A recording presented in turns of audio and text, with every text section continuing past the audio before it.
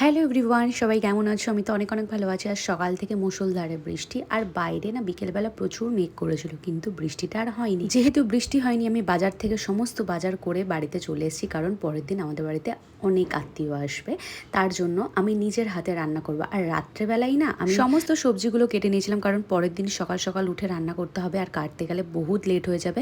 আর ভাবলাম রাত্রেবেলায় চাটনিটা বানিয়ে আমি রেখে দিই। ওইদিকে তো চাটনি কমপ্লিট, আর আমি আর আমার ভাই দুজনে মিলে ডিনারটা সেরে একটা টানা ঘুম দিয়ে নিলাম। আর ঘুম টুম থেকে উঠেই সকাল সকাল আমি চলে গেছিলাম সোজা রান্নাঘরে। এখন করছিলাম আমি চিকেন কষা, আর চিকেন কষা হয়ে যাওয়ার পর আমি সোজা চলে গেছিলাম একটু কাজের সূত্রে বাইরে। আর বাড়ি এসে সবাইকে খেতেও দিয়ে দিয়েছিলাম। আর আজকে আমি মেনুতে করেছিলাম চিকেন শ্যাটে, ফ্রাইড রাইস, আর ওদিকে চিকেন কষা, আর সাথে চাটনি, পাঁপড়, রসগোল্লা, এগুলো তো আছেই। এখানে আমরা সবাই মিলে খাওয়া দাওয়া করে আবার ঘুরতে বেরিয়েছিলাম একটু আমার জমিতে যাওয়ার জন্য আম পাড়বো বলে।